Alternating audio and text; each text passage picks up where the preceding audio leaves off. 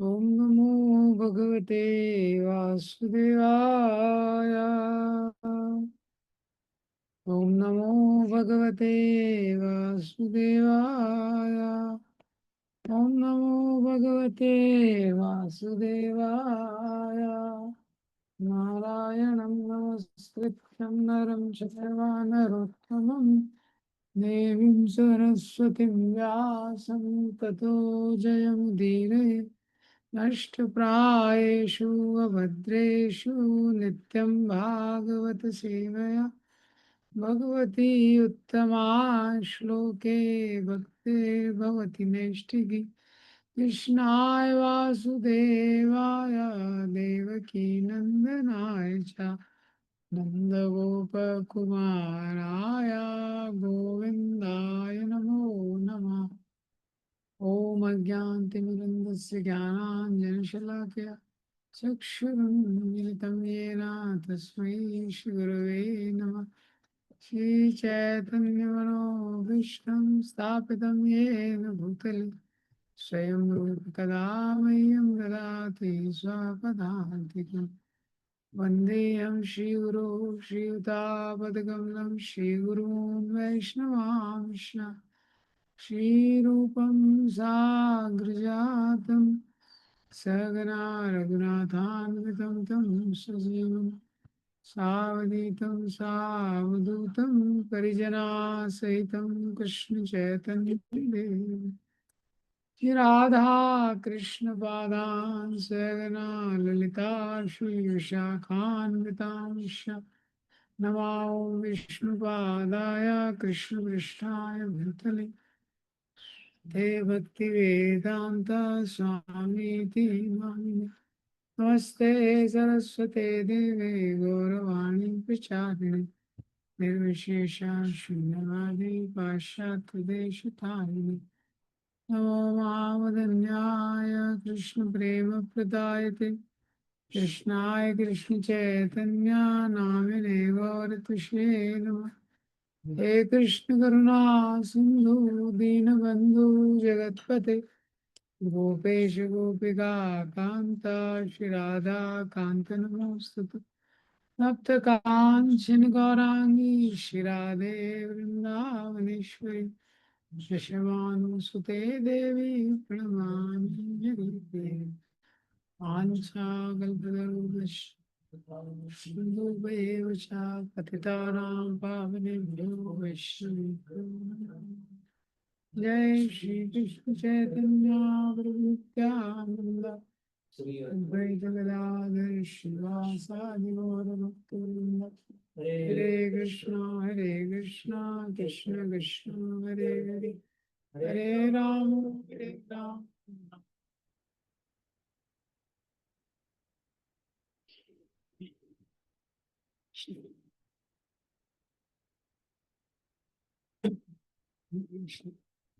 हम लोग देख रहे थे Shrimad Bhagavad Gita third chapter 34th श्लोक।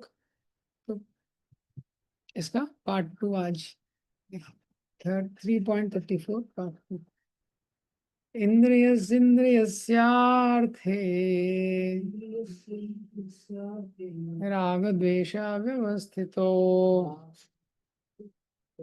तयोर्नावशमागच्छेत् तो हि यस्य परिपन्थिनो इन्द्रियस्यार्थे रागद्वेषो व्यवस्थितो तयोर्नावशमागच्छेत् तो हि यस्य परिपन्थिनो।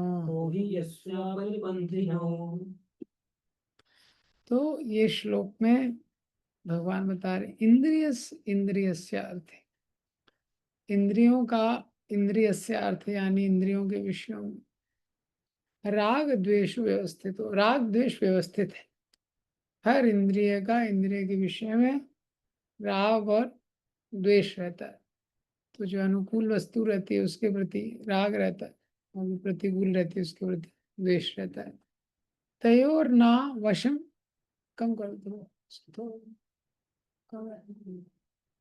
तयोर ना वशम आगच्छे, लेकिन हमको उसके वश में नहीं आना चाहिए।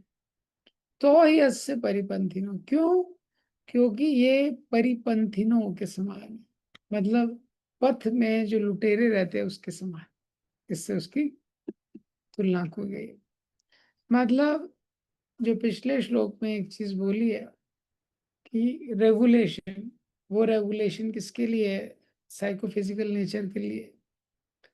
यहाँ पे बताया जा रहा है जो रेगुलेशन है वो भी डेंजर हो सकता है अगर रेगुलेशन कोई गोल बना लिया किसी ने। जैसे regulated sense gratification, sense gratification कर रहा है इंद्रिय तृप्ति, लेकिन रेगुलेशन में कर रहा है, तो वो रेगुलेशन में प्रॉब्लम बन जाएगा। क्योंकि रेगुलेटेड सेंस ग्रेटिफिकेशन जो अलाउ किया है शास्त्रों में, वो किसी एक उद्देश्य के लिए अलाउ किया है। शास्त्रों में कोई भी नियम है, वो नियम के पीछे एक उद्देश्य है। अगर व्यक्ति अगर उद्देश्य भूल जाता है तो फिर वो नियम का कोई उपयोग नहीं है। तो पिछले क्लास में हमने देखा था कि इसीलिए चाहे साइकोफिजिकल नेचर हो किसी व्यक्ति का जो स्वभाव है, या इंद्रियों का, इंद्रियों के विषयों के प्रति जो आसक्ति है, हाँ, तो पहला स्टेप है they should be regulated with in the boundaries of धर्म। उसके लिए भगवान ने जो पिछला श्लोक बताया है, सदृशम चेष्टते यस्या प्रकृति ज्ञानवान अपि, और उसमें विशेषकर वो स्पेसिफिकली है साइकोफिजिकल नेचर के लिए, स्वभाव के लिए, इंद्रिय तृप्ति के लिए नहीं है, अनर्थों को रेगुलेट करने के लिए नहीं। तो जो स्वभाव है उसको भी धर्म की मर्यादा के उसमें रेगुलेट करना पड़ेगा। पिछली बार हमने एग्जाम्पल देखा था, वैश्य है या ब्राह्मण है, तो कोई वैश्य है तो उसका स्वभाव है पैसा कमाने का, तो कुछ प्रवृत्ति में लगेगा, पैसा कमाएगा। लेकिन कृषि गो रक्षा वाणिज्य, अब उसको बोला कृषि करना है, गो रक्षा करना है, बिजनेस करना है, तो गाय दूध देगी तो ध्यान रखेगा, नहीं देगी तो ध्यान नहीं रखेगा। तो अधर्म की बाउंड्री, इसलिए उसके लिए गो रक्षा बोला गया। तो शास्त्र ने एक बाउंड्री खींची है कि आप स्वभाव को भी डाउटेल करेंगे, लेकिन एक मर्यादा के बीच में। दूसरा पॉइंट डिस्कस किया था लास्ट टाइम में कि अनर्थास के लिए केयरफुल रहना चाहिए। काम, क्रोध, लोभ, मोह, मद, मात्सर, इंद्रियों का इंद्रियों के विषय से जो संपर्क होता है, तो उससे राग उत्पन्न हो जाता है। तो वो जो राग है, वो जो आसक्ति है, उसको निकालने में बहुत मेहनत लगती है। एक एक, इसलिए पिछली बार हमने चर्चा की थी, एक एक छोटा सा आदत जो हमारे जीवन में लग जाता है, जो भगवान की भक्ति के प्रतिकूल है, उसको छोड़ना बहुत मुश्किल होता है। इसीलिए इसमें बड़ा ध्यान रखना चाहिए। जो भी अनर्थ है या इंद्रियों का, इंद्रियों के विषयों में जो राग है, इसमें अलर्ट रहना चाहिए। तो तीसरा पॉइंट हमने डिस्कस किया था कि अलर्ट रहना बहुत इम्पोर्टेंट। क्यों? क्योंकि अगर व्यक्ति अलर्ट रहेगा तो वो देखेगा कि किसी गलत जगह पे मेरा माइंड जा रहा है, कुछ जा रहा है, तो तुरंत उस पर एक्ट करे। अलर्ट नहीं रहेगा तो बढ़ जाएगा। तो उदाहरण दिया था मैंने कि जैसे वीड्स रहती हैं, जब कोई कुछ, भक्ति लता का चैतन्य चरितमृत की मध्य लीला में वर्णन है, भक्ति करते हैं, भक्ति के साथ साथ उपशाखा यानी वीड्स, जैसे कोई खेती करता है तो खरपतवार वो भी साथ में उग जाता है, तो उसको जितना जल्दी निकालेंगे उतना आसान हो। एक बार उसने अपनी जड़ें मजबूत कर ली, फिर आप उसको निकालने का प्रयास करेंगे, बहुत मुश्किल होगा उसको निकालना। इसलिए बोला गया है कि अलर्ट रहना बहुत इंपॉर्टेंट है। अब इसके चौथे पॉइंट पे आते हैं आज। तो राग और द्वेष, तो ये तो संसार में हो ही जाता है। हम देखते हैं किसी भी चीज से या तो राग हो जाता है या द्वेष हो जाता है। तो कोई भी चीज मन के अनुकूल रहती है उससे राग हो जाता है, कोई प्रतिकूल होती है उससे द्वेष हो जाता है। ये तो संसार में जो राग और द्वेष है, दोनों से दुख होता है ये। और इससे एक और महत्वपूर्ण कारण है हमारे दुख का, इससे बड़ा, कि हम लोग कृष्णा से डिटैच है। The cause of our suffering is not just material attachment, it is also because of detachment from Krishna. तो क्या है, भौतिक संसार में तो आ सकते हैं और भगवान से आ सकते नहीं। ये दोनों प्रॉब्लम। इसीलिए ये इम्पोर्टेंट है। अब संसार में हमारी छोटी छोटी गलत हैबिट्स हैं, और कहीं पे राग है, कहीं द्वेष है। अब उसको हम एकदम से पूरा खत्म नहीं कर पाते, प्रयास करने पे भी पूरा खत्म नहीं होता। तो ये इम्पोर्टेंट है कि हम अपना एनर्जी डालें पैरेलली। हाँ, अगर कोई व्यक्ति हो से इस संसार से पूरा राग द्वेष खत्म हो जाएगा तब मैं कृष्ण में राग उत्पन्न करूंगा, ऐसा नहीं होता। हाँ, हमको पहले से ही, इसलिए स्पिरिचुअल एक्टिविटी में, हाँ, भक्ति का मार्ग कैसा है, इसलिए कोई भी व्यक्ति कहीं से भी, इस्कॉन के आंदोलन में आप देखें, अगर हम आप लोग हमारे ही जीवन को देखें, या प्रभुपाद जी पाश्चात्य देशों में गए, जो व्यक्ति जहाँ पे भी था, प्रभुपाद जी ने बोला हरे कृष्ण मंत्र जप करो। जो भी उसकी प्रवृत्ति है, प्रभुपाद जी ने बोला सेवा में लगो। हाँ, ये शुरुआत से ही स्टार्ट करना है, उसका वेट नहीं करना है। जिस भी स्थिति में है हमारे, जो भी चित्त में जो भी अशुद्ध है, मन है, जो भी है, हाँ, ये इस पे एनर्जी डालनी है। तो वो एनर्जी हम लोग डालते नहीं। तो वो भी एक दूसरा प्रॉब्लम हो जाता है, फिर हम दूसरे प्रॉब्लम में चले जाते हैं, उसको डिस्कस करेंगे। तो ये सोल्यूशन पार्ट में अगर आएंगे तो हमको भगवान के प्रति राग उत्पन्न करना पड़ेगा। फिर राग उत्पन्न करने के लिए उसमें एनर्जी डालना पड़ेगा। तो जब भगवान के प्रति राग उत्पन्न होता है या हम भक्ति में लगते हैं, वासुदेवे भगवती भक्ति योगा प्रयोजिता जनयति आशु वैराग्यम ज्ञानम चयत अहेतुकम। तो भक्ति का स्वभाव ऐसा है कि जैसे जैसे भक्ति में लगते हैं, वासुदेवे भगवती भक्ति योग प्रयोजिता, भगवान वासुदेव की भक्ति में व्यक्ति जैसे ही लगता है, जनयति वो जन्म देती है, आशु जल्दी ही वैराग्य, हाँ, आपका संसार से कटने लगेगा आसक्ति, और ज्ञान भी उत्पन्न हो जाएगा। इसीलिए जो भी जीवन की परिस्थिति है, भक्ति को पोस्टपोन नहीं करना चाहिए। कोई सोचे अभी थोड़ा ये कर लें, थोड़ा वो कर लें, फिर हम भक्ति करेंगे, नहीं, पोस्टपोन नहीं करना चाहिए।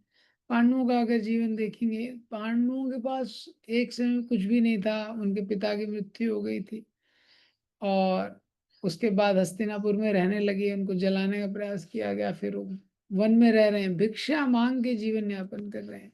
जो उनके पास था वो भी गैम्बलिंग मैच में ले लिया।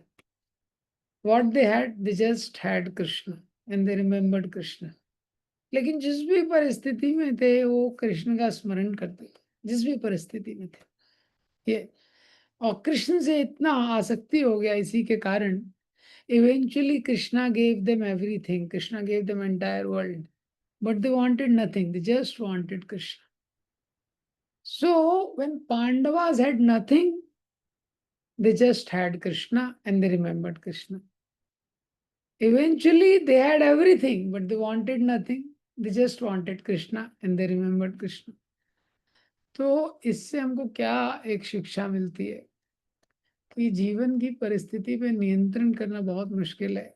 जीवन में कैसा, हर समय में जीवन में, हर व्यक्ति के जीवन में कुछ ना कुछ समस्या चलते रहता है, कुछ ना कुछ प्रॉब्लम रहता है, कुछ ना कुछ कंफ्यूजन रहता है। लेकिन पॉइंट क्या है, मेन प्रॉब्लम ये है कि वो उसमें इतना उलझ जाता है, भगवान का स्मरण नहीं करता है। इसीलिए अनुशासन के दौर पे नियम पूर्वक मन लगे चाहे नहीं लगे, एटलीस्ट बिगिनिंग के लिए reading, hearing, chanting, morning programme, ये सब हमको रोज करने की आवश्यकता है, रोज। ये क्यों, धीरे धीरे, क्योंकि हमको भगवान में राग उत्पन्न करना है और कोई सोल्यूशन नहीं है। हाँ, तो क्या है, जैसे जैसे भगवान में जब आसक्ति हो जाती है, फिर व्यक्ति हर परिस्थिति को एक नए दृष्टिकोण से देखने लगता है। तो जिस भी परिस्थिति में भगवान उसको रखते हैं, वो परिस्थिति में देखने लगता है कि ये सिचुएशन में मैं कैसे भगवान की सेवा कर सकता हूँ। ये तो ये एटीट्यूड धीरे धीरे डेवलप हो जाता है कि उसी भगवान से आसक्ति हो जाती है। तो वो परिस्थितियों में बहुत ज्यादा परिवर्तन नहीं, वो देखता है कि मैं इस स्थिति में भगवान को कैसे रिमेम्बर कर सकता हूँ। क्योंकि भगवान के स्मरण में, भगवान से आसक्ति में जो हायर टेस्ट उसको मिलता है, तो वो रियलाइज करता है कि मैं कहाँ लगा हुआ था, हाँ, ये छोटी छोटी प्रॉब्लम सॉल्व करने में, हाँ, और इतना बड़ा चीज में मिस कर रहा था। ये इतना बड़ा चीज मैं मिस कर रहा था। हाँ, जैसे देखिए डिवोटी बन जाते हैं तो भक्त बनने के बाद क्या होता है कि हम लोग इस चीज को थोड़ा बहुत समझ पाते हैं भक्त बनने के बाद। जब तक भक्त नहीं बने तब तो सिचुएशन अलग है। जब भक्त बन जाते हैं तो डिवोटीज के एसोसिएशन को, नाम जप को कितना वैल्यू देते हैं। डिवोटीज कहाँ कहाँ से ट्रैवल करके डिवोटीज एसोसिएशन में रहने का प्रयास करते हैं। क्यों? उनको पता चलता है कि ये एक बहुत इंपॉर्टेंट चीज है और इसमें जो टेस्ट है वो संसार की चीजों में नहीं है। तो अभी जब व्यक्ति, क्या होता है हम लोग जब स्ट्रगल करते हैं हमारे जीवन में, जो भी कंडीशनिंग है, जो भी राग है, द्वेष है, ये तो कभी कभी हम स्ट्रगल करते हैं, उसके साथ संघर्ष करते हैं। कभी कभी संघर्ष करने के बाद भी हम हार जाते हैं। हम हार जाते हैं फिर भी भक्ति हमारी चलती रहती है। भक्ति में, भक्ति हम कर ही रहे हैं, लेकिन यह गिल्टी फीलिंग आती है। ये, लेकिन कभी कभी क्या होता है, ये जो गिल्टी फीलिंग है इतनी स्ट्रांग हो जाती है क्योंकि हर व्यक्ति के हृदय में राग द्वेष है। हर व्यक्ति किसी ना कुछ कुछ कुछ गलत काम में कई बार लगा होता है। तो गिल्टी फीलिंग जो है ये भी एक टेम्पटेशन है। जैसे मैंने बताया था, टेम्पटेशन का मतलब क्या है? Anything which takes us away from Krishna. कोई भी चीज है जो हमको कृष्ण से आगे लेके जाती है, तो काम है, क्रोध है, हाँ, ये हमको भगवान से आगे लेके जाता है, तो सही बात है। लेकिन कई बार क्या होता है, जो गिल्ट की फीलिंग है ये भी भगवान से आगे लेके जाती है। क्योंकि गिल्ट की फीलिंग में व्यक्ति अपने बारे में ही सोचता रहता है, कॉन्स्टेंटली अपने बारे में सोचता रहता है। मैं इससे नहीं निकल सकता, मैं इससे नहीं निकल सकता, मैं इससे नहीं निकल सकता, मैं तो ऐसे ही, मैं तो ऐसे ही। ये तो क्या है, ये भी माया का एक ट्रिक है। व्यक्ति को देखना चाहिए कोई भी चीज है उसका उपयोग भगवान के पास जाने में मैं कर रहा हूं कि नहीं। ये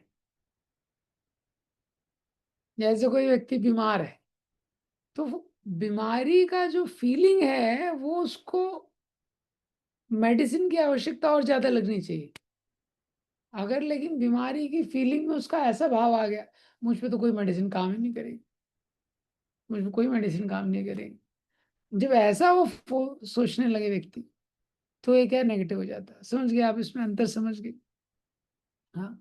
तो गिल्ट का उपयोग करना है, जो भी हमारे अनर्थ हैं, जो भी है हमारे हृदय में, जो भी दोष है, उसका उपयोग करना है भगवान के पास जाने में। वैष्णव आचार्यों के जितने सॉन्ग हैं उसमें वो लोग क्या कर रहे हैं, यही प्रार्थना कर रहे हैं ना। हाँ, भक्ति विनोद ठाकुर बोल रहे हैं, गोपीनाथ मम निवेदन सुनो। क्या है आगे? विषय दुर्जाना सदा काम रहता, किचु नाही मोरा गुना। हाँ, पर ये करने के बाद ऐसा नहीं कि सो गए भक्ति विनोद ठाकुर 8 घंटे, हाँ, वो कुछ नहीं कर रहे हैं, नहीं, वो बहुत, वो उसी चीज को यूज कर रहे हैं भगवान की भक्ति के पास जाने में। तो ये भी एक प्रॉब्लम हो जाता है कि हमारा जो राग द्वेष है, जो कंडीशनिंग है, कोई व्यक्ति सोचता है मैं तो बस ऐसा ही हूँ भाई, मैं ऐसा ही हूँ, इसको कुछ चेंज नहीं हो सकता, ये चीज मेरी लाइफ में कभी जाने नहीं वाली। तो एक ट्रैप बन जाता है। हाँ, तो ये हमेशा ध्यान रखना है कि भक्ति में जो गवर्निंग प्रिंसिपल है, अनुकूल से संकल्प, प्रतिकूल से वर्जन। हमको देखना है कोई भी चीज है मदद कर रही है कि नहीं कृष्ण के पास जाने में। हाँ, तो जो वीकनेस है उसका भी उपयोग करना है भगवान के पास जाने में, भगवान से दूर जाने में नहीं। हाँ, क्योंकि व्यक्ति अगर वीकनेस में भी अटक गया तो फिर वो भी ब्लॉक बन जाएगा उसके। तो इसीलिए क्या होता है कि थोड़ा भगवान ने सिस्टम दिया है। हर व्यक्ति के हृदय में अनर्थ है, तभी तो वो ये संसार में। तो हर व्यक्ति का एक स्वभाव भी है, तो भगवान ने थोड़ा स्पेस दिया है। इसलिए वर्ण आश्रम, या ये पिछला श्लोक बताया है, तो हम लोगों का जो शरीर है, जो सटल बॉडी है, उसका एक स्वभाव है। तो स्वभाव को थोड़ा डाउटिल कर सकते हैं। हाँ, थोड़ा डाउटिल कर सकते हैं स्वभाव को। क्षत्रिय स्वभाव है, वैश्य क्षत्रिय का स्वभाव है, सो लीड करना है, मैनेज करना है, डेलीगेट करना है। ये वैश्य का स्वभाव है, मनी अर्न करना है, ब्राह्मण का स्वभाव है, इंटेलेक्चुअल है। तो ये सबको क्या है, थोड़ा थोड़ा हम लोग डाउटिल कर सकते हैं। भगवान ने वो हमको वो दिया, चैनल करने का अपॉर्चुनिटी दी, जिससे हम अपनी स्ट्रेंथ के अकॉर्डिंग एंगेज करें। उसके अलावा भगवान हमको क्वेश्चन भी करते हैं कि हृदय में ये जो अनर्थ है इनसे बच के रहना। ये उसी हृदय में क्या है, अनर्थ है। ये तो उससे हमको बच के रहना है। तो अनर्थ से कैसे बचना है, इसके लिए ही ये दूसरा चीज भी हेल्प करता है। क्यों? क्योंकि जब हम अपने स्वभाव के अनुसार एंगेज करते हैं, जैसे हम पिछली बार बताया था, we feel confident, we feel fulfilled. Confident feeling होती है, फुलफिल्ड फीलिंग होती है, और तीसरा हम इंगेज रहते हैं। तो जब हम इंगेज रहते हैं तो उससे भी हम लस्ट से बचते हैं, वो भी एक तरीका है ये। लेकिन अल्टीमेटली क्या है, हमको ये सब का उपयोग करना पड़ेगा भक्ति करने के लिए। फाइनल गोल वो है। कोई व्यक्ति अपने स्वभाव के अकॉर्डिंग इंगेज है, वैश्य का स्वभाव है बिजनेस कर रहा है, क्षत्रिय का स्वभाव है तो लीड कर रहा है, एडमिनिस्ट्रेट कर रहा है, जो भी है, ब्राह्मण का स्वभाव है इंटेलेक्चुअल यूटिलाइज कर रहा है। लेकिन अगर वो भक्ति नहीं करेगा तो फिर गोल नहीं होगा सॉल्व, तो फिर गोल सॉल्व नहीं होगा। उद्देश्य ये है कि इन सब से एंगेज रहे। तो एंगेजमेंट से भी लस्ट से बचता है, लेकिन अल्टीमेटली हार्ट को प्योरीफाई करना पड़ेगा। क्यों? क्योंकि अदरवाइज जैसे एंगेजमेंट छोड़ेगा वैसे ही माइंड में गलत थॉट है। जैसे एंगेजमेंट छूटेगा, जिसमें मैंने आपको उदाहरण दिया था कि जैसे कोई फर्श रहता है, उसका स्लोप गलत हो जाता है कंस्ट्रक्शन के टाइम। तो जैसे ही आप वाइपर उठाएंगे, पानी वापस से उसी दिशा में जाएगा जहां पे स्लोप, ऐसा होगा। तो इसीलिए भक्ति योग में क्या होता है, हम ये एक्टिविटीज को भी स्पिरिचुअलाइज कर देते हैं। किसी का इंटेलेक्चुअल स्वभाव है, क्षत्रिय का स्वभाव है, वैश्य का स्वभाव है, शूद्र का स्वभाव है, जो भी स्वभाव है, हम भगवान से कनेक्ट कर देते हैं। जैसे हम भगवान की सेवा में उस स्वभाव का उपयोग करते हैं, हाँ, अपने टैलेंट्स का, हाँ, तो वो प्योरीफाई करता है। तो वो प्योरीफाई करता है ये अल्टीमेटली। लेकिन गोल क्या है? हाँ, गोल है कि भगवान से कनेक्ट करना है। इसके लिए क्या है, ये भगवान ने अपॉर्चुनिटी दी है कि ठीक है, आपका जो स्वभाव है, ऑलरेडी आपका वो स्वभाव है, ऑलरेडी वो इंक्लिनेशन है। जैसे कहीं जब आप ट्रैवल करते, तो जब ढलान आती है, हाँ, डाउन स्लोप आता है, तो लंबी ढलान है तो आप कुछ गाड़ी चलानी नहीं पड़ती, लोग गाड़ी उसमें बंद कर देते हैं, अपने आप गाड़ी चलती है। साइकिल है तो पैडल मारना नहीं पड़ेगा, अपने आप साइकिल चलेगी। समझ रहे? इसी तरह ये हमारा एक स्वभाव है, वैश्य क्षत्रिय वैश्य स्वभाव जो भी है, वर्ण के अनुसार एक स्वभाव है। तो ये जो हमारा स्वभाव है, भगवान बोलते हैं इसका उपयोग करो मेरे से कनेक्ट करने के लिए, मेरे से कनेक्ट करने के लिए आप उपयोग करो ये। जैसे कभी कभी जब रोड का कंस्ट्रक्शन चल रहा होता है, जैसे भी हम लोग चित्रकूट में, तो बहुत सारी जगह रोड का कंस्ट्रक्शन चल रहा है ये। तो क्या होता है, जब रोड का कंस्ट्रक्शन चल रहा होता है और कहीं कहीं पाइपलाइन वगैरह का, तो जो फुट होल्स होते हैं, हाँ, वो जो होल्स रहते हैं, गटर वाले होल जिसका ढक्कन रहता है, पॉट होल्स के ढक्कन वगैरह कवर नहीं रहते, तो क्या होता है, उसके ऊपर कुछ रखा जाता है, जिससे व्यक्ति उसको क्रॉस कर ले, हाँ, दूसरी साइड से ले जाए आगे ये। लेकिन वो क्या है, जो ऊपर चीज रखी है वो किसके लिए है? क्रॉस करने के लिए, हाँ। जैसे कोई बड़ी नदी है, हाँ, तो फिर क्या है, उसके ऊपर ब्रिज बनाते हैं। तो ब्रिज किसके लिए है? क्रॉस करने के लिए। लेकिन अगर कोई ब्रिज पे ही खड़ा हो गया, वहीं सेल्फी ले रहा है, वहीं बैठ गया, हाँ, तो वो गोल नहीं है ब्रिज का। ब्रिज का गोल क्या है कि वो दूसरे साइड जाए। इसी तरह वर्णाश्रम में ये सारी जो सुविधा हमको दी गई है, उसका उद्देश्य क्या है कि इसका उपयोग करके व्यक्ति फाइनली भगवान से अटैच हो। वो चीज से अटैच नहीं होना है। कोई सोचे ब्रिज तो बहुत अच्छा है, हाँ, यहीं पे रुक जाता हूँ, नहीं, ये गोल नहीं है ऐसा। तो ये हमको समझने का, ये इम्पोर्टेंट है समझना, हाँ।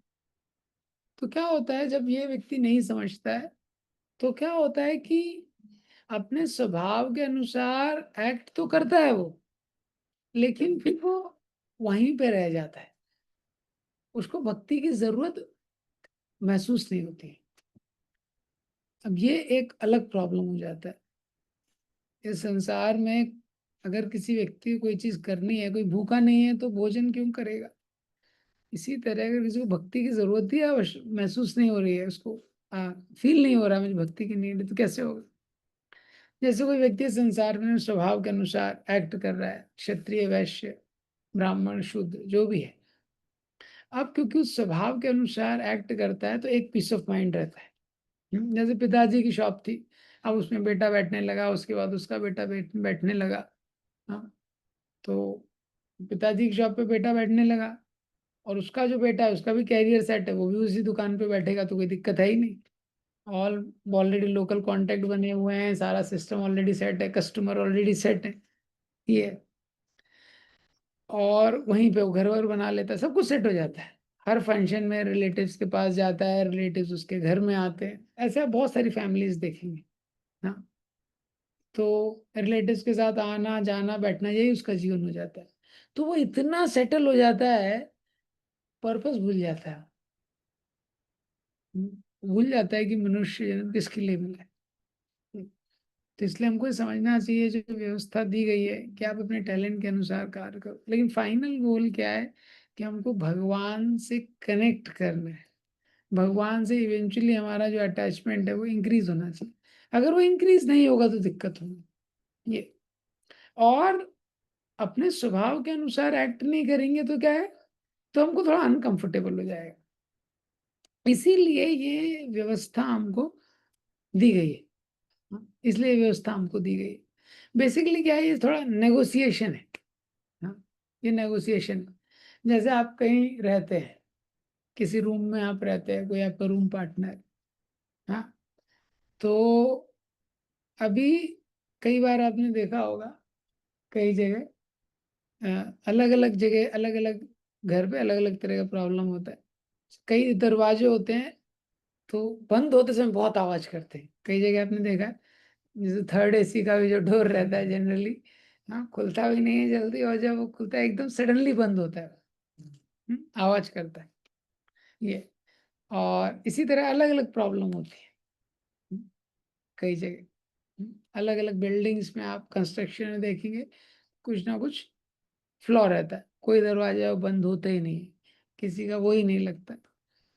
तो अब जब आप ऐसे किसी रूम पे रह रहे हैं, कहीं रह रहे हैं, वो दरवाजे का आवाज फिर बहुत डिस्टर्ब करता है, सडनली बंद होता है, बहुत डिस्टर्ब।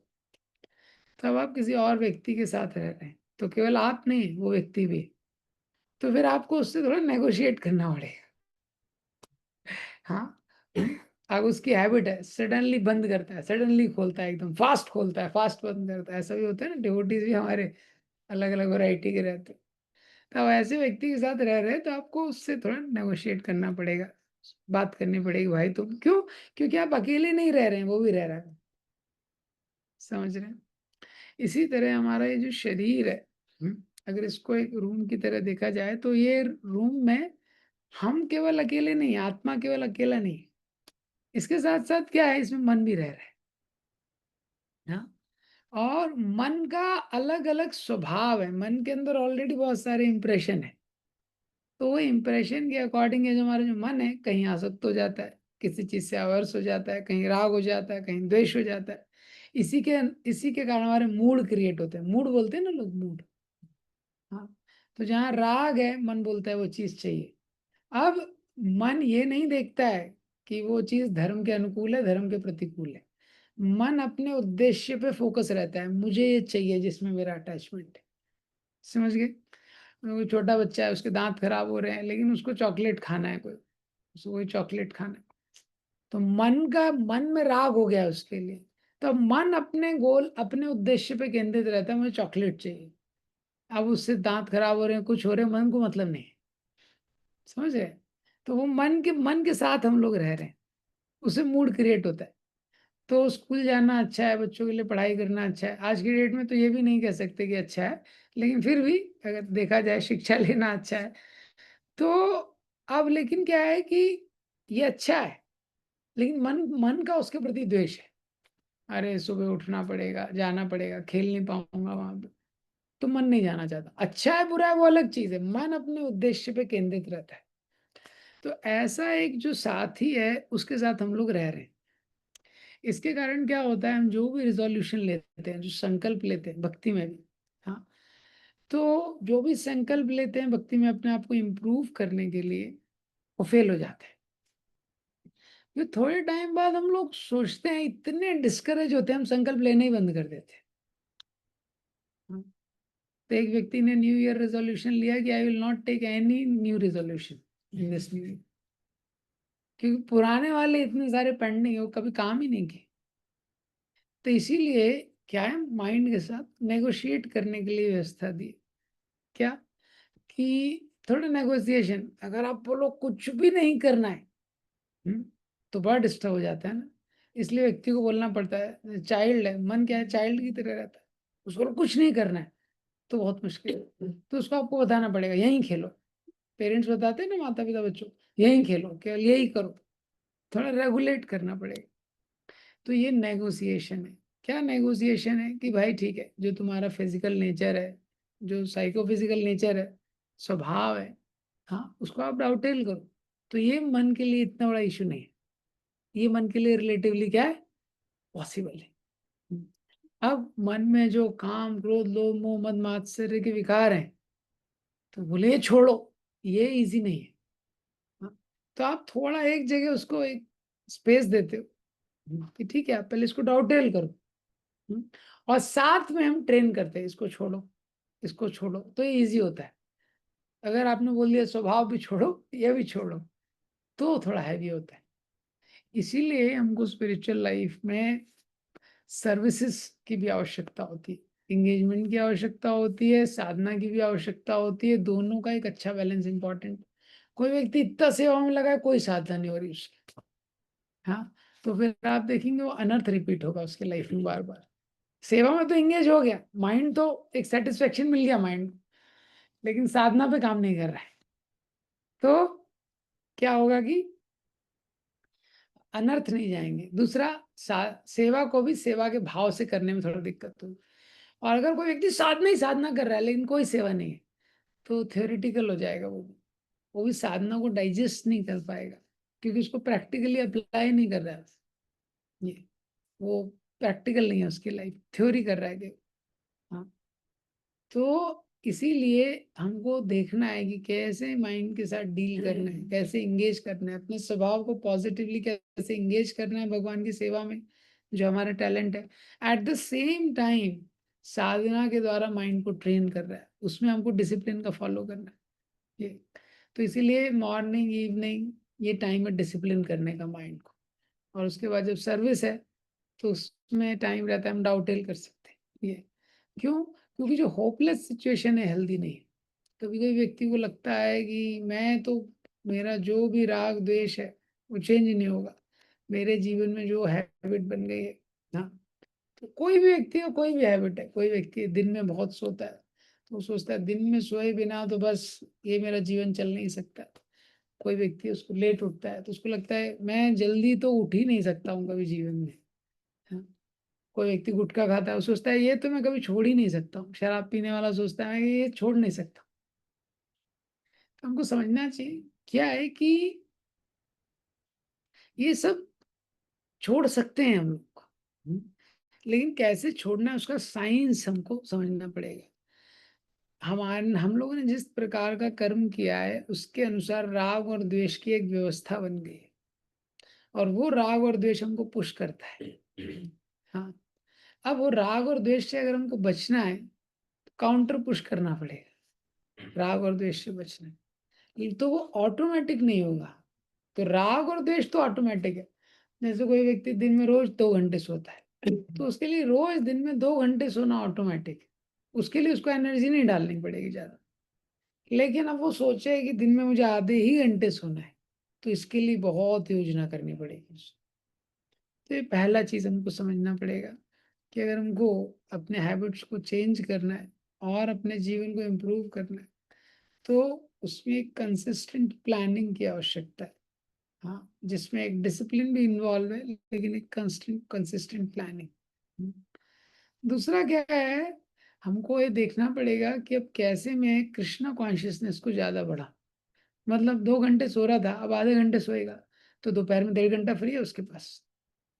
अब वो 1.5 घंटे का अगर प्लानिंग नहीं है तो वापस सो जाएगा।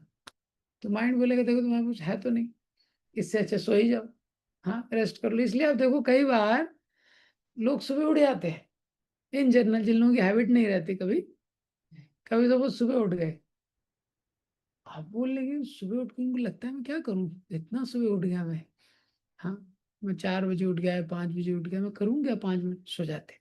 देखा है आपने। तो इसीलिए प्लानिंग की जरूरत है। How to, we have to cultivate remembrance of Krishna.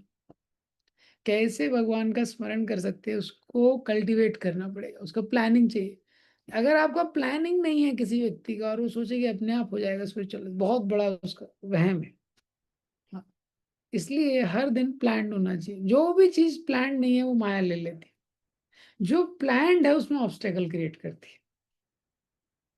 जो भी आपका समय प्लान नहीं है वो माया ले लेती है, और जो आपने प्लान किया है माया उसमें ऑब्स्टेकल क्रिएट करती है। हाँ, तो जो आपने प्लान सपोज आपने नहीं किया है तो आप समझ लीजिए वो टाइम तो ऑलरेडी आपने माया को गिफ्ट कर दिया है। अब उसके अलावा जो प्लान किया है उसमें ऑब्स्टेकल आ सकते हैं बीच बीच में थोड़े बहुत। हम्म। तो हमारे जो पास्ट हैबिट होते हैं, तो जो भी हमने काम किया है जिसके प्रति भी राग है, बार बार वो चीज करने के लिए हमको प्रेरणा आती है पुराने संस्कारों के कारण। समझ रहे हैं आप लोग, तो वहां वो पुश करता है। किसी का हैबिट चाय पीने का, किसी का हैबिट है गुटखा खाने का, जो भी हैबिट है, जो भी हैबिट है, किसी का हैबिट है कुछ देखने का यूट्यूब पे, तो वहां पुश करेगी ये। लेकिन जैसे जैसे आप भक्ति की लाइफ प्लान करते रहेंगे, उसको प्लान करके थोड़ा थोड़ा डिवोशनल लाइफ इनमें इन्वॉल्व होंगे, इंगेज होंगे, ये तो रीडिंग हियरिंग चैंटिंग का सर्विस का कल्चर स्ट्रांग होगा, तो धीरे धीरे क्या है कि आपको एक स्पिरिचुअल सेटिस्फैक्शन मिलने लगेगा। हाँ, वो जो स्पिरिचुअल सेटिस्फैक्शन जितना मिलेगा तो आपको ना बोलना आसान होगा, और फिर धीरे धीरे वो हैबिट चली जाएगी। ऐसे होता है। क्यों? क्योंकि ये जो राग और द्वेष है हमारा पूरा कॉन्शियसनेस कंज्यूम कर लेता है, पूरा जो कॉन्शियसनेस है ये। तो इसी के लिए जो मेन चीज बताई गई है वो क्या है कि हमको भगवान का स्मरण, इसको कल्टीवेट करना पड़ेगा, इसको प्लान करना पड़ेगा ये। तो अगर उसको नहीं करेंगे प्लान तो बहुत मुश्किल हो जाएगा। तो बहुत मुश्किल हो जाएगा व्यक्ति को। हाँ, जनरली व्यक्ति की लाइफ में कुछ गलत होता है, कुछ अपोजिट होता है, तो उससे उसको द्वेष होता है, वो अवॉइड करना चाहता है प्रॉब्लम्स को, कॉम्प्लेक्सिटीज को, कैलामिटीज को।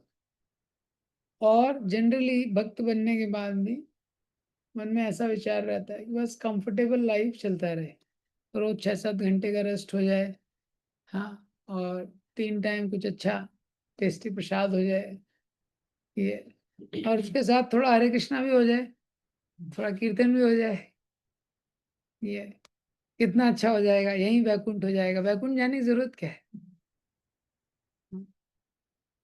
हमको प्रयास करके देखना पड़ेगा कि हम लोग जो भी हो सकता है जितना प्रयास करें कि प्लान करके कि हमारा टाइम बिल्कुल वेस्ट ना हो, जितना भगवान की ज्यादा से ज्यादा सेवा कर सकते हैं, स्मरण कर सकते हैं, भौतिक जीवन को जितना सिंपल रख सकते हैं ये। क्यों? क्योंकि भगवान का जो विस्मरण है, तो जब हम भक्ति की स्वरूपगत क्रियाएं करते हैं, यानी रीडिंग हेयरिंग चैंटिंग, भगवान के बारे में सुनते हैं पढ़ते हैं ये सब करते हैं, तो आप देखेंगे इसमें फिर भगवान को स्मरण करना आसान होता है रिलेटिवली। क्योंकि आप भगवान के बारे में पढ़ रहे हैं, भगवान का ही नाम जप कर रहे हैं, सुन रहे हैं, तो रिलेटिवली इजी। अब संसार का काम कर रहे हैं तो भगवान को स्मरण करना रिलेटिवली आसान नहीं। तो इसलिए ये जो क्रिया है हमको बहुत अच्छे से करना इम्पोर्टेंट है, और पूरे डे को प्लान में। कुंती महारानी की लाइफ में आप देखेंगे ट्रेजेडी से भरा हुआ था उनका जीवन। तो कुंती महारानी जब एक बालिका थी, दुर्वासा जी ने वरदान दिया आप किसी भी देवता का आवाहन करके पुत्र प्राप्त कर सकते हैं। तो एक बार सूर्योदय हो रहा था, सूर्य को उन्होंने देखा, इतना सुंदर सूर्योदय हो रहा है, तो कुंती महारानी सोचे ट्राई करती हूँ मैंने एडिक्शन, छोटी बालिका थी, क्यूरियोसिटी थी। सूर्यदेव का आवाहन किया, कर्ण उत्पन्न हो गया। और उन्होंने सोचा अभी तो मेरा विवाह नहीं हुआ है, कैसे कर्ण उत्पन्न हो, ये तो लोगों को तो समझा नहीं सकता। तो उन्होंने एक टोकरी में डाल के कर्ण को गंगा जी में, एक जो भी नदी में डाल दिया। तो कितना बड़ा ट्रेजेडी, हाँ, सबसे पहले ही उनके जीवन में, हाँ, क्योंकि उनका ही पुत्र था, उसको डाल दिया। फिर पांडु से उनका विवाह हुआ, हाँ, और जो 5 पुत्र, माद्री के 2, कुंती महारानी के, पांडु का मृत्यु हो गया, पति का मृत्यु, इतना बड़ा ट्रेजेडी। फिर हस्तिनापुर में रह रही हैं, वहां रोज योजनाएं बनाई जा रही हैं कि इनको और इनके बच्चों को कैसे मार तो वो भी ट्रेजेडी। उसके बाद लाक्षागृह में जिंदा जलाने का योजना, कितना बड़ा ट्रेजेडी है। और उसके बाद जब पता चल गया धृतराष्ट्र को कि ये लोग जिंदा है, मरे नहीं है, ये लोग क्या है, जिंदा है अभी फॉरेस्ट में, तो वापस से उन्होंने बुलाया युधिष्ठिर को, किसके लिए, गैम्बलिंग के लिए। तो जो भी उनके पास था, जो राज्य वास्तव में उनका था, वो वापस से ले लिया, सब कुछ उनके पास जो था ले लिया। एक और ट्रेजेडी, द्रौपदी का चीरहरण, एक और ट्रेजेडी, महाभारत भार वॉर, युद्ध, एक और ट्रेजेडी। पर Kunti Maharani realise the greatest tragedy of my life is to forget Krishna. The greatest tragedy of life is forget Krishna. कि जीवन की सबसे बड़ी विपत्ति जब भगवान को भूल जाते। इसीलिए कुंती महारानी ने प्रार्थना किया, विपदा संतुता शाश्वत। इतनी ट्रेजेडीज के बाद ट्रेजेडी के लिए प्रार्थना कर दी। देखिए कितना हृदय होगा कुंती महारानी का, कि भगवान आप मेरे जीवन में विपत्तियों को शाश्वत कर दीजिए। क्यों? क्योंकि विपदा संतु शाश्वत तत्र तत्र जगत गुरु भवतो दर्शनम यत्सात आप पुनर्भव दर्शनम। क्योंकि जहाँ विपत्तियां रहती हैं, आप रहते हैं, आपका दर्शन होगा, भौतिक संसार का दर्शन नहीं करना पड़ेगा। क्योंकि विपत्तियां रहेंगी लेकिन आपका स्मरण होता रहेगा। ये तो ये एक इम्पॉर्टेंट चीज है, कि हमको समझना कि भगवान का जो विस्मरण है ये सबसे बड़ा ट्रेजेडी है। तो इसके लिए प्लानिंग की आवश्यकता होती है। हरे कृष्ण। तो अभी कोई भी 2-3 डिवोटीज कुछ क्लास से शेयर करना चाहते हैं, so they can raise their hand. फिर अगर किसी का कोई क्वेश्चन है तो हम उसको लेंगे।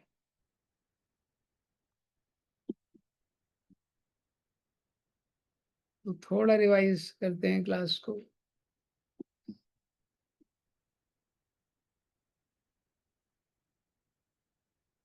Some devotees want to share something.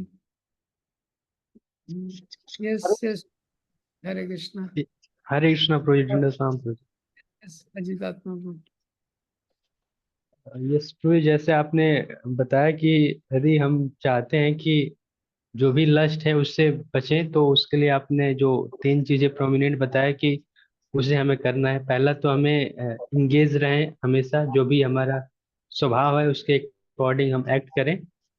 और दूसरा ये भी रहे कि हम इस पे भी गौर करें कि जो हमारा हर्ट में अनर्थ है उसकी भी प्यूरिफाई हो। क्योंकि यदि हम इंगेज भी रहेंगे बट हर्ट में अनर्थ रहेंगे तो वो भी हमें बार बार प्रॉब्लम क्रिएट कर सकते हैं। और तीसरा है कि उसके अलावा, स्वभाव के अलावा कुछ एक्टिविटी हैं उनसे हम यदि डील कर रहे हैं तो उसका उद्देश्य होना चाहिए कि वो भगवान से कनेक्शन में हो। यदि वैसा कर पा रहे हैं तो फिर हम ओवरऑल अपने लाइफ में इन चीजों से जो लस्ट है इससे ऊपर उठ पाएंगे। Yes, good point. हाँ, स्वभाव को डिटेल करना है लेकिन भगवान से कनेक्ट करके। दूसरा ये समझना है कि स्वभाव इंगेज रहना ठीक है, लेकिन अल्टीमेटली भगवान से अटैचमेंट होना चाहिए, हार्ट प्योरीफाई होना चाहिए। Very good. Yes yes Gita Mata ji. Hare Krishna प्रभु जी। यस माता जी। आपने ये भी बताया था कि अगर हम जिस भी कंडीशन में हो, लेकिन हमें भगवान का जप और श्रवण करते रहना चाहिए, जिससे हम धीरे धीरे हमें भगवान की भक्ति का पता चलेगा, जी, भगवान के बारे में हम। तो लाइफ हैं उसको कंट्रोल करना बहुत मुश्किल है। कोई भी व्यक्ति नहीं जानता है कि लाइफ कौन से सिचुएशन में क्या होने वाला है। एक दिन के बारे में भी कोई गारंटी नहीं है, लेकिन जैसे भी भगवान रख रहे हैं, भगवान को पता है कि क्या हमारे लिए बेस्ट है। हाँ, तो हमको स्पिरिचुअल एक्टिविटी को छोड़ना नहीं है। जनरली प्रॉब्लम में व्यक्ति सोचता है प्रॉब्लम सॉल्व कर लूँ फिर बाद में स्पिरिचुअल लाइफ कर लूँगा, लेकिन वही ज़्यादा बड़ा प्रॉब्लम, क्योंकि जो प्रॉब्लम है वो अपने टाइम से आया है, अपने टाइम से सॉल्व होगा, उसके लिए प्रैक्टिकल स्टेप लेना है, लेकिन स्पिरिचुअल एक्टिविटी को नहीं छोड़ना है। हाँ, yes yes Gita Mata ji, you can speak. हरे कृष्णा प्रभु जी। प्रभु जी, मुझे एक पॉइंट बहुत अच्छा लगा जिससे हम लोग हमेशा स्ट्रगल करते हैं कि अगर गिल्ट भी आ रहा है कि हम ये सारा प्रोसेस अच्छे से नहीं कर पा रहे हैं जैसा हमने प्लान किया है, तो that guilt should be doubted in the sense कि वो should take us towards Krishna. कई बार हम लोग प्रोसेस में जब बार बार फेल होते हैं तो बहुत फ्रस्ट्रेशन हो जाता है, फिर मन आता है छोड़ दो, पर ये होता है ना कि प्रॉमिस किया नहीं 16 राउंड्स तो करना है, ये तो करना ही करना है, तो उसको जबरदस्ती धक्का मार के करते हैं। At times it happens, but that guilt should not come in your way, like it should not obstruct, it should rather help. ये बहुत अच्छा लगा मेरे को, because most of the time I especially struggle with this only, कि whatever I plan because of my health or whatever, I'm not able to complete that. So that is very like relaxing in today's lecture. Yes, thank you, Mataji. So this is also important point for many devotees. We should never become hopeless. कोई भी व्यक्ति, हमारा कोई भी अनर्थ है, कोई भी सिचुएशन है, भक्ति से बढ़ के नहीं है कोई। हाँ, तो भक्ति के द्वारा वो ओवरकम हो सकता है, but we have to put our efforts, we have to keep putting our efforts. Hopeless नहीं होना है। इसलिए भक्ति तीर्थ महाराज, भक्ति सिद्धांत सरस्वती ठाकुर बोलते हैं hopelessness is a sign of atheism. We can become helpless and we can cry out to the Lord, but we should not become hopeless, giving up like that. Devotee should never give up. जैसे material life में कभी give up नहीं करते हैं ना, ICU वाला व्यक्ति भी जीना चाहता है, आईसीयू में वो है ऐसा। तो ऐसी स्पिरिचुअल लाइफ में होना चाहिए। यस विनीता माता जी। हरे कृष्णा। हाँ रुको रुको, हाँ कहाँ से हरे कृष्णा बोल रहे हो? हाँ यस माता जी। विनीता माता जी, यू कैन शेयर। हरे कृष्णा प्रभु जी, सादर प्रणाम। थैंक यू प्रभु जी। प्रभु जी, जैसे कि साइकोफिजिकल की अगर बात होती है तो जो समझ में आता है श्री प्रभुपाद जी के तात्पर्य से कि साइको लेवल जो है, जो ये पॉइंट है, ये हमारे सूक्ष्म शरीर से संबंधित है, और जो फिजिकल है वो हमारा स्थूल शरीर से संबंधित है।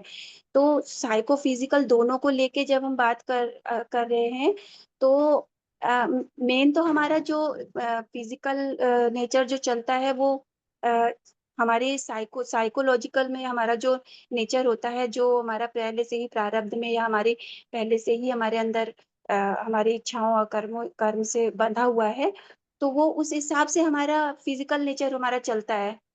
ये ऐसे ही है। और एक ये होता है कि एक प्रभु जी, ये पूछना था थोड़ा क्वेश्चन कि जैसे अगर पेरेंट्स, हमारे जो मटेरियल पेरेंट्स है, वो चाहते हैं कि हमारा बच्चा ये बने या हम इस फील्ड में जाए या हमारा बिजनेस संभाले या जॉब में इसमें जाए, लेकिन जो बच्चे हैं उनके, क्योंकि उनके अपने कर्म और उनके अपनी प्रारब्ध हैं, तो वो उस हिसाब से वो अपने उनका एक नेचर जो आप कह रहे हैं कि वो ये नेचर वाला जो होता है कि वो कहते हैं नहीं, हमें दूसरी चीज में इंटरेस्ट है, हमें दूसरा जॉब करना है। तो वो वाला जो जो वो कहते हैं कि हमारा जो हमें जिसमें इंटरेस्ट आ रहा है, वो क्या वही चीज है जो श्री भगवान ने उनके लिए, जो आपने बोला कि हर किसी का अपना नेचर है, तो वो उसके अकॉर्डिंग ही वो ज्यादा पॉजिटिव आगे सरवाइव कर सकता है।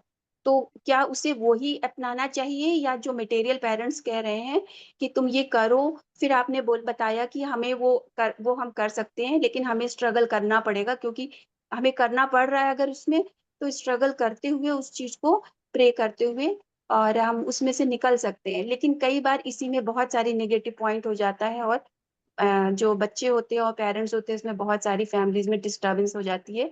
और सब कुछ मतलब नेगेटिव हो जाता है। तो ये एक लेवल वो तब होता है जब अज्ञानता होती है, लेकिन जब ज्ञान होता है तब ये चीज पॉजिटिव होने लगता है।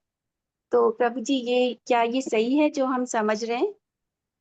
Thank you. तो आपके पहले कमेंट प्लस क्वेश्चन को समझने का प्रयास करता हूँ मैं।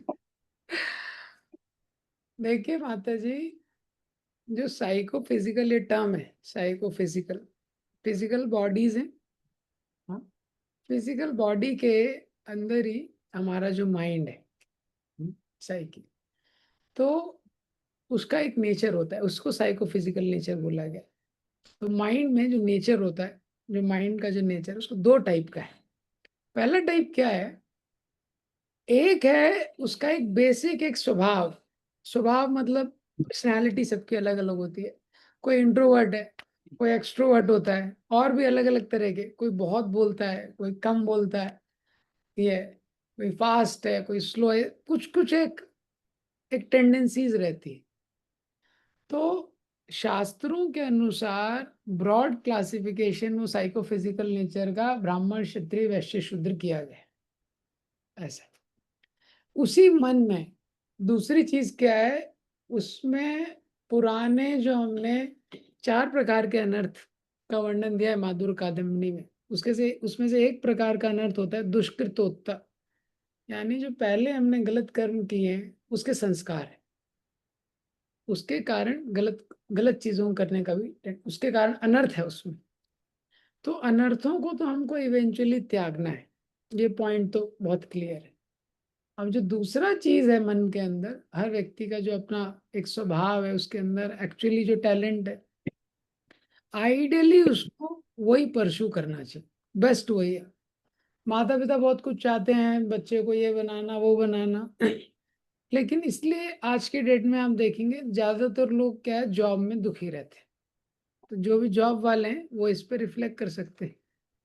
अगर वो उनके नेचर के अकॉर्डिंग नहीं रहता है तो फिर उनको बड़ा दिक्कत होता है। कर सकते हैं, पैसा मिल रहा है तो कर सकते हैं, पैसा मिल रहा है, उनको एक चीज मिल रही है, लेकिन क्या है, दूसरा चीज की दिक्कत है। तो अगर बेस्ट कॉम्बिनेशन क्या है, तो थ्री लेवल है। फर्स्ट बेस्ट क्या है, जो आपका नेचर है, आप आर्टिस्ट हैं और आर्ट की फील्ड में हैं और पैसा भी मिल रहा है तो बेस्ट है। और आप आर्टिस्ट हैं लेकिन ड्राइंग बना रहे हैं, कोई पैसा नहीं दे रहा है, तो फिर जॉब करना पड़ेगा।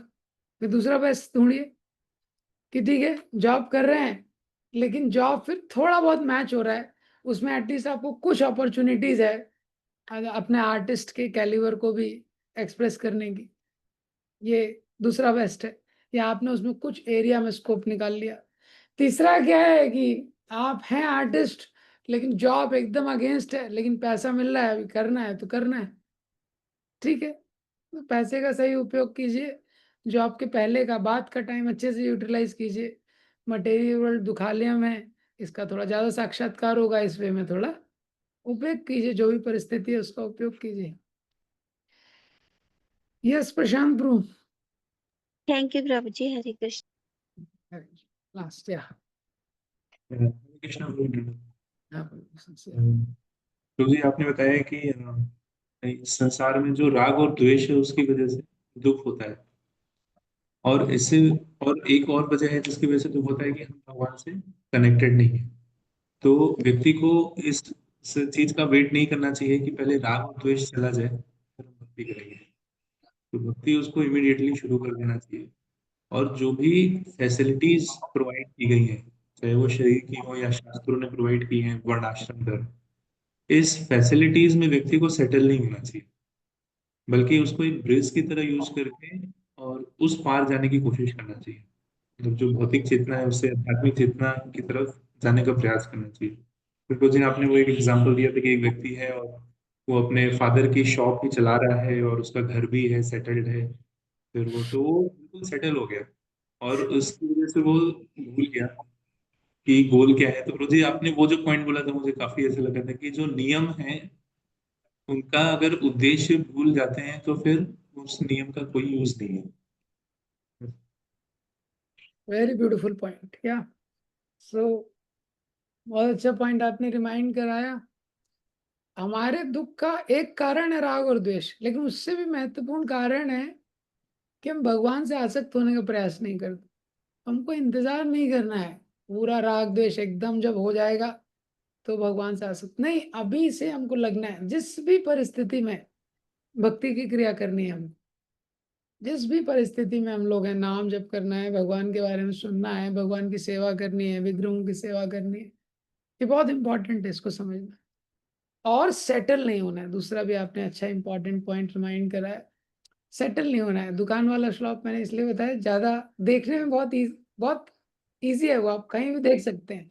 हर जगह की जो फेमस दुकानें रहती हैं कपड़े की, इसकी उसकी, आप जाइए थोड़े टाइम बाद बेटा बैठा मिलेगा आपको उसका थोड़े टाइम बाद उसका बेटा बैठा मिलेगा। तो ये सेटल होने के लिए संसार नहीं, उद्देश्य को भूलना नहीं। बस, थैंक यू। तो अभी यस, किसी का कोई क्वेश्चन है? यस अनीता माता ji, you want to ask something? Hare Krishna, Prabhuji, Dandat Pranam. हाँ Prabhuji, नमस्ते। I just wanted to share a point. I got something good that I could apply today. You said that when we are feeling guilty, we should not immerse ourselves in that feeling. We should actually pray. So whenever we are feeling guilty, we should dovetail it by praying. So whenever we generally feel guilty, we think about it and mull over it. But this practice that you've given, I'll try to apply it, that we should intensely pray. If you're feeling more guilty, we should be more intense in our prayers. And that's how we can change that to Krishna consciousness. Yes, thank you माता जी। जो भी हमारा जीवन है, भक्ति तीर्थ महाराज रोज 42 rounds करते थे। उन्होंने किसी पूछा आप इतना 42 माला क्यों करते हैं? भक्ति तीर्थ महाराज बोलते थे, I am more fallen, I have come from a downtrodden background to come up with all of you, to come up to all of your standard I am trying to do. जो भी situation है उसका उपयोग करना बहुत महत्वपूर्ण है भगवान के पास जाने में। हाँ, ज्यादा प्रार्थना करना चाहिए, जप करना चाहिए, भक्ति को बढ़ाना चाहिए कोई भी सिचुएशन में। अभी हम लोग चले गए या कोई भी हमारा कंडीशनिंग है, लेकिन ये माया का ट्रिक है कि व्यक्ति कंडीशनिंग के बारे में ज्यादा सोचता रहता है। हाँ, ऐसे। तो yes, thank you very much आप सब लोगों के पॉइंट के लिए। किसी का कोई क्वेश्चन है तो आप लोग पूछ सकते हैं। अभी किसी का अगर कोई क्वेश्चन है? जी प्रभु जी, हरे कृष्णा। जी माता जी। प्रभु जी, हम जप और श्रवण को और अच्छा कैसे कर सकते हैं, मतलब और उसमें अच्छी प्रोग्रेस कैसे कर सकते हैं? तो ये अच्छा क्वेश्चन पूछा आपने। जप और श्रवण को अच्छा कैसे कर सकते हैं? श्रवण के बारे में बताऊंगा सबसे पहले शॉर्ट में। रीडिंग और हियरिंग ये दोनों सिस्टमैटिक होनी चाहिए, ये रेगुलर होनी चाहिए, ये कंप्लीट होनी चाहिए। मतलब जैसे हम लोग कोई रीडिंग कर रहे हैं, हाँ, आइडियली रीडिंग कैसा होना चाहिए? ऐसा नहीं कि रीडिंग में एक बुक का एक चैप्टर पढ़ा। हाँ, जैसे मैं कब बता रहा था, पता नहीं क्लास में बता रहा था, कहाँ बता रहा था। तो एक बार एक फैमिली मिलने आई हमसे गोरखपुर में, तो बता रही थी मंडे को गर्ग संहिता पढ़ते हैं, ट्यूसडे को रामचरितमानस पढ़ते हैं, हाँ, वेडनेसडे को कुछ और पढ़ते हैं, पढ़ते सब स्पिरिचुअली हैं। हाँ, ये इसी तरह एक दिन कोई आस्था देख रहा है, दूसरे दिन संस्कार चैनल देख रहा है, तीसरे दिन किसी और महाराज की भागवतम देख रहा है। ऐसा करने से क्या होता है, बहुत समय के बाद भी इम्प्रूवमेंट नहीं होता है। हमको क्या होता है, एक चीज जब सिस्टमैटिकली आप उसको पढ़ते हैं, वो आपका डेवलप होता है, तो आपका कॉन्सेप्ट डेवलप होता है। और ये भक्तों के लिए बहुत इंपॉर्टेंट है। ये अभी प्रभुपाद जी के मूवमेंट में कोई है तो हमको ये देखना चाहिए, ग्रेट सोल्स बहुत हैं। राजेंद्र दास बाबा जी महाराज हैं, प्रेमानंद महाराज जी हैं, इंद्रेश महाराज हैं, और एक दो नाम बता दो, मुझे बहुत याद नहीं है।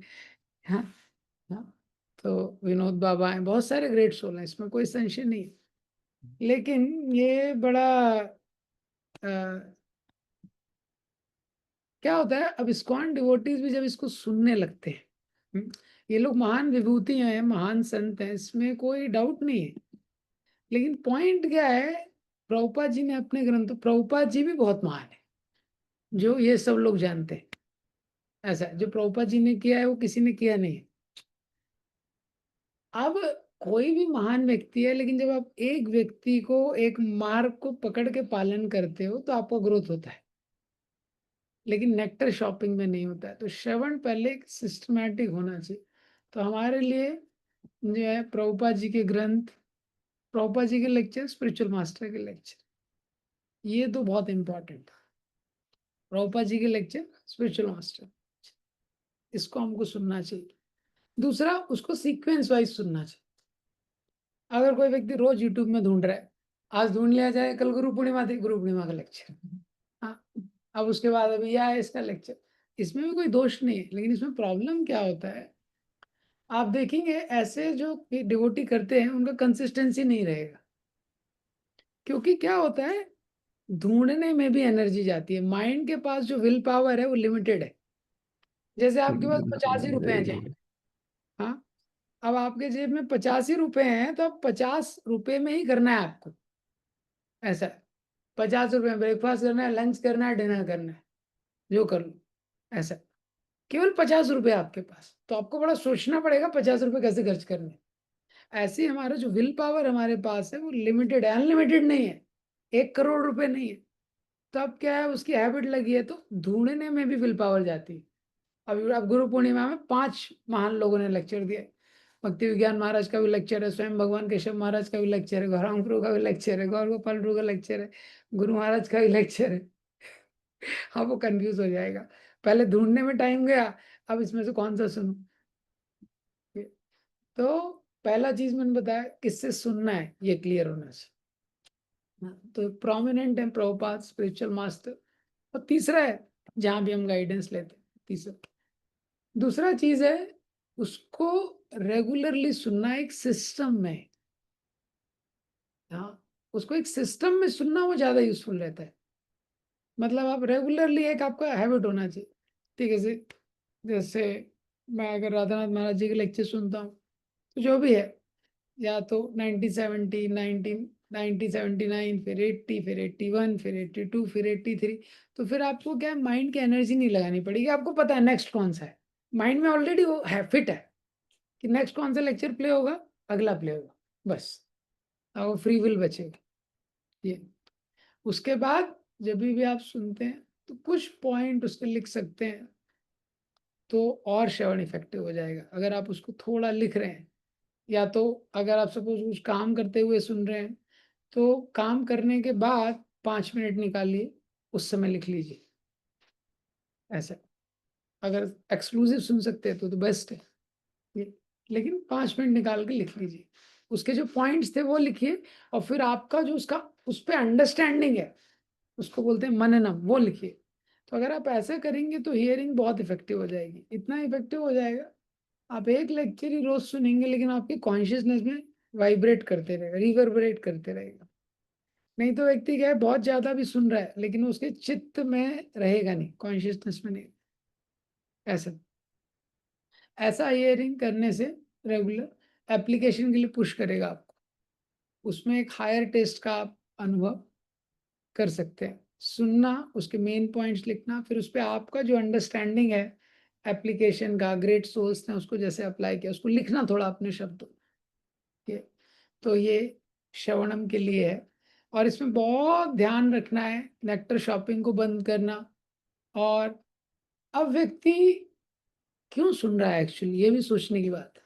हाँ, अभी हम लोग, क्या हमको डाउट है कि प्रभुपाद जी आचार्य ने क्यों सुन रहा है, अभी दूसरे कहीं कहीं रामदेव बाबा को सुन रहा है, कहीं हाँ प्रेमानंद महाराज को सुन रहा है। और ये सब, मैं इनमें से किसी साधुओं के अगेंस्ट नहीं हूँ, ये सब ग्रेट सोल, लेकिन मैं जस्ट एक सिद्धांत यहाँ पे बताना चाह रहा हूँ, वो क्यों सुन रहा है, इन सबको किसी को क्यों सुन रहा है। बेसिकली क्या है कि वो व्यक्ति है ना, उसने हियरिंग को अप्लाई नहीं किया है, वो अच्छे से हियरिंग नहीं कर रहा है, इसलिए सुन रहा है। यहाँ पे उसको एक सेटिस्फेक्शन नहीं मिला ना, तब तो दूसरी जगह सुन रहा है। कोई व्यक्ति एक डॉक्टर के पास जाता है, उसकी दवाई से ठीक हो गया, दूसरे डॉक्टर के पास क्यों जाएगा। तो क्यों सुन रहा है वो, क्योंकि यहाँ पे अच्छे से नहीं सुन रहा है। तो अब जब यहाँ अच्छे से नहीं सुनेगा या उसको रिवाइज नहीं करेगा, कंटेम्पलेट नहीं करेगा, तो उसको लगता है कि मेरा हार्ट भी ज़्यादा चेंज नहीं हो रहा है, तो माइट भी लगता है ये स्वामी जी इतने पावरफुल नहीं। हाँ, तो प्रभुपाद जी को थोड़ा जाए, थोड़ा देर थोड़ा प्रेमानंद महाराज जी को ट्राई किया जाए, तो वहाँ ट्राई करेगा, लेकिन वहाँ भी काम तभी होगा जब वो फुल अप्लाई करे। दिक्कत नहीं है, प्रेमानंद महाराज को सुनो, फिर वही वही ऑर्गेनाइजेशन ज्वाइन करो, उन्हीं के पद को फॉलो करो। 50-50 वाले रूल अच्छा नहीं, वहां भी काम नहीं करेगा। वहां भी क्या है, वो तो शब्दों की शक्ति है, किसी भी महान संत के शब्दों की शक्ति है, उससे उसको इंस्पिरेशन मिल रहा है। फिर थोड़े टाइम बाद तो बोलेगा प्रेमानंद महाराज लेक्चर अच्छा देते लेकिन थोड़ा कीर्तन नहीं करते, तो थोड़ा इंद्रेश महाराज पे स्विच किया जाए, वहां थोड़ा कीर्तन का भी फ्लेवर, और इंद्रेश महाराज पे स्विच करेगा। तो वहां भी उसको थोड़े टाइम बाद, क्योंकि क्या है, एक पथ पे इसी को श्रद्धा बोलते हैं। भक्ति के जो 9 अंग हैं उसमें जो श्रद्धा है, श्रद्धा मतलब ये विश्वास, मैंने जिस पथ को चुना है, मैं प्रभुपाद जी के ग्रंथ हैं, प्रभुपाद जी की संस्था है, प्रभुपाद जी की वाणी है, इसका आश्रय लेके मेरा उद्धार होगा, ये श्रद्धा है। ये तो अभी आपकी श्रद्धा ही स्थिर नहीं है, फिर कैसे काम करें। इसी तरह नाम जप है, ये भी एक इम्पॉर्टेंट चीज है। नाम जप के बारे में थोड़ा थोड़ा सुनते रहना चाहिए, जिस चीज के बारे में सुनते हैं उसका महत्व पता चलता है। रोज थोड़ा थोड़ा नाम जप के बारे में सुनना पढ़ना, ये एक इम्पॉर्टेंट है। होली नेम एक ऐसी चीज है, उसको कांस्टेंट रिफाइनिंग की जरूरत, कॉन्स्टेंटली जो होली नेम। तो नाम जप की क्वालिटी में 2-3 चीजें बहुत इंपॉर्टेंट है। पहला, हमको देखना है अपराध को अवॉइड करना है, अपराध के कारण तुरंत चीजें अफेक्ट हो जाती हैं। दूसरा, नाम जप को थोड़ा थोड़ा सुनने का प्रयास करना है, नाम जप की महिमा के बारे में थोड़ा भी कहीं थोड़ा थोड़ा, ये तो एक हियरिंग हमारी सिस्टमेटिक होनी चाहिए, जो ये मैंने बताया। उसके अलावा अगर आप होली नेम के बारे में जो भी ग्रेट सोर्स बोलते हैं, अलग अलग ग्रेट सोर्स की कुछ बोला है, तो अपना काम करते समय, कुछ करते समय अगर आपको कोई लेक्चर सुनना है, ये बहुत अच्छा हैबिट है, आप होली नेम पे लेक्चर लगाइए। आपको कुछ भी याद नहीं रहा लेक्चर का 5-10 मिनट भी, कुछ माइंड में एक टिक जाएगा, कुछ होली नेम की महिमा टिक जाएगी कि हाँ होली नेम कितना इम्पोर्टेंट, होली नेम कितना इम्पोर्टेंट। ये होली नेम ही हमको इस संसार से निकालने वाला है, ये जो नाम जप है। और एकादशी पे ज्यादा नाम जप करने का ट्राई करना चाहिए। ये नाम जप के प्रति कुछ संकल्प होना चाहिए, हाँ, कि एटलीस्ट सुबह उठ के जो भी है कि एटलीस्ट, हाँ, कि 10 माला 8 माला, कोई डिवोटी अगर कोई जॉब जाते हैं कि कम से कम इतना नाम जप करके जाऊंगा, इतना नाम जप करके प्रसाद दूंगा, कुछ एक अपने लेवल पे ऐसा है। तो ये कांस्टेंट सब्जेक्ट मैटर है नाम जप। तो जब भी कुछ काम कर रहे हैं, कुछ कर रहे हैं, तो अगर अपने मोबाइल में 2 फोल्डर बना सकते हैं, 3 फोल्डर, एक फोल्डर रेगुलर हियरिंग का फोल्डर मोबाइल पे, जिसमें ईयर वाइज लेक्चर है, ईयर वाइज है कुछ भी, मतलब बेसिकली वो रेगुलर रहना चाहिए। आपने अपने स्पिरिचुअल मास्टर के 80-90 लेक्चर डाल लिए, एक वो फोल्डर रेगुलर हियरिंग का, दूसरा फोल्डर होली नेम का, जिसपे होली नेम के ऊपर कुछ है जो कभी भी आप सुन रहे हो, तीसरा फोल्डर फेस्टिवल का। तो कभी जन्माष्टमी आया, कुछ आया, तो कितना भी बोले लेकिन मन व्यक्ति का होगा जन्माष्टमी में थोड़ा कुछ सुनना है, कृष्ण लीला थोड़ा जन्माष्टमी में थोड़ा सुनना है, गौर पूर्णिमा आ रहा है तो गौर लीला, तो फेस्टिवल का एक फोल्डर बना लीजिए। तो रेगुलर हियरिंग के अलावा ये होने चाहिए दोनों। तो कभी कुछ कर रहे हैं, कुछ कर रहे हैं, कभी कुछ काम कर रहे हैं, ट्रैवलिंग कर रहे हैं, उसके साथ बाकी 2 फोल्डर को सुन सकते। ठीक है माता जी। थैंक यू प्रभु जी, बहुत अच्छे से समझाया आपने, बताया। हरे कृष्ण। श्रील प्रभुपाद की जय।